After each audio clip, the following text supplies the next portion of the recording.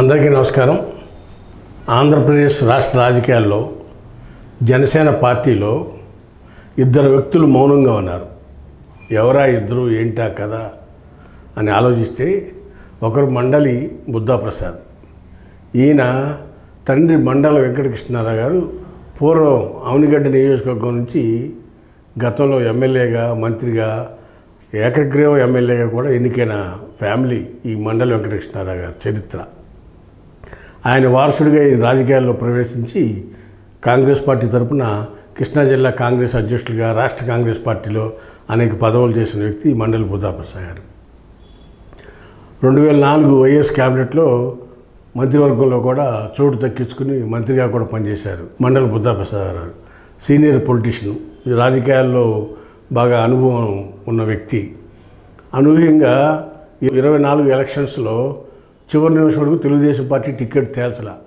చివరి నిమిషంలో జనసేనలో చేరి జనసేన పార్టీ తరఫున టికెట్ సాధించారు మండలి బుద్ధాప్రసాద్ గారు. 2-3 రోజుల్లో లాస్ట్ డేట్ అనగా వెళ్ళి జనసేన కండవా కప్పుకుని బీఫామ్ తీసుకుని వచ్చి నామినేషన్ వేసి విజయం సాధించారు బుద్ధాప్రసాద్ గారు. దానికి కారణం అటు జన సైనికులు, ఇటు టీడీపీ కూడా కేడర్ అంతా కూడా సహకరించారు, మంచి విజయం సాధించారు.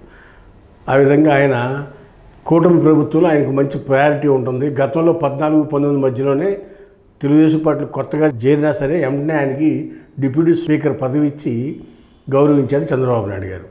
ఎవరికి 14లో కాంగ్రెస్ నుంచి టీడీపీలో చేరిన వెంటనే గెలవంగానే డిప్యూటీ స్పీకర్ పదవి ఇచ్చి గౌరవించాడు బుద్ధాప్రసాద్ని ఆనాటి చంద్రబాబు నాయుడు గారు.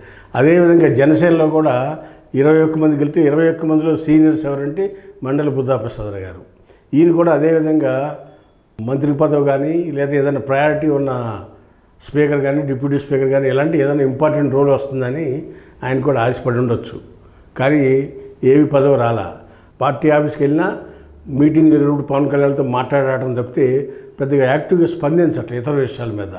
ఆయన ప్రోగ్రాంలు ఏదో ఆయన చూసుకుంటాడు తప్పితే ఈ పార్టీ పట్ల సీరియస్గా కమిట్మెంట్తో ఉన్నట్టు కనపడట్లా. దానికి కారణం ఏంటి? మనసులో ఉన్న అసంతృప్తి అనేది జనసైనికులు అన్నారు.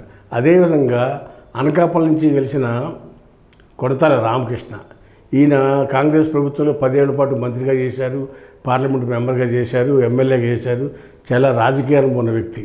ఆ తర్వాత కాంగ్రెస్ తదనంతరం వైసీపీలో చేరి జగన్మోహన్ రెడ్డితో ఇమ్మలేక బయటకు వచ్చి రాజకీయాలకు స్వస్తి చెప్పిన కొడతాల రామకృష్ణ అనూహ్యంగా జనసేన పార్టీలో చేరి అనకాపల్లి నుంచి మళ్ళీ ఎమ్మెల్యే టికెట్ సాధించి ఆయన కూడా విజయం సాధించారు. ఆయన కూడా మంత్రి కానీ లేదా ఇంపార్టెంట్ పదవి కానీ ఇస్తారని ఆశపడ్డాడు. దాంతో ఆయనకు కూడా మంత్రి ఇవ్వలేదు, ఇంపార్టెంట్ పదవి ఇవ్వలేదు. దాంతో ఆయన కూడా నియోజకవర్గానికి పరిమితి మౌనంగా ఉన్నారు. ఏదైనా అవసరం వచ్చినప్పుడు రాష్ట్ర సమస్యల మీద కూడా స్పందించాల్సి వచ్చినప్పుడు కూడా స్పందించట్లా, మనకెందుకులే అనే వైఖరి అవలంబిస్తున్నారు ఈ ఇద్దరు సీనియర్లు కూడా. ఒకడు బుద్ధాప్రసాద్, ఒకడు కొడతాల రామకృష్ణ. ఈ ఇద్దరు కూడా పవన్ కళ్యాణ్తో మీటింగ్ ఉన్న రోజు వెళ్ళి పవన్ కళ్యాణ్తో మాట్లాడి ఆ మీటింగ్కి సంబంధించిన అంశాలు మాట్లాడడం తప్పితే ఇతర విషయాల మీద, పార్టీ విషయాల మీద, జనసేన పార్టీ విషయాల మీద కానీ లేకపోతే రాష్ట్రంలో ఉన్న అనేక సమస్యల మీద కానీ మాట్లాడగలిగిన వ్యక్తులు వీళ్ళిద్దరూ కూడా. అలాంటి వీళ్ళిద్దరూ కూడా మౌనంగా ఉన్నారు. దానికి కారణం వారిలో ఉన్న అసంతృప్తి అనేది ప్రధానంగా మనకు అందుతున్న సమాచారం. దీనికి జనసైనికులు కూడా అర్థం కావట్లా, ఎందుకు మా ఎమ్మెల్యే గారు ఇట్లా మౌనంగా ఉంటున్నాడు అనేది వాళ్ళకు కూడా అంతుపట్టని సమస్యగా ఇది ఉందనేది అటు జనసైనికులు మాట్లాడుకున్నారు, అటు టీడీపీ వాళ్ళు మాట్లాడుకున్నారు. అందరూ కూడా ఈ ఇద్దరు గురించి ఎక్కడ పోగైనా ఆ నియోజకవర్గాల్లో చర్చ మొదలైంది. ఎందుకు వీళ్ళు ఏ విషయాల మీద స్పందించట్లేదేంటి?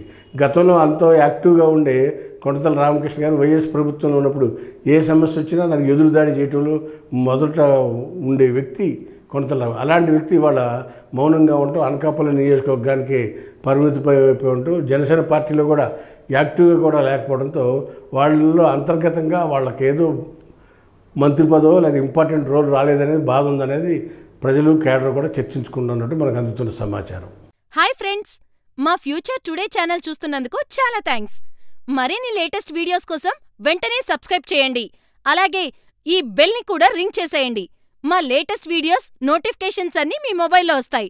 మా వీడియోస్ మీకు నచ్చితే లైక్ చేయండి, షేర్ చేయండి, నచ్చకపోతే కామెంట్ చేయండి.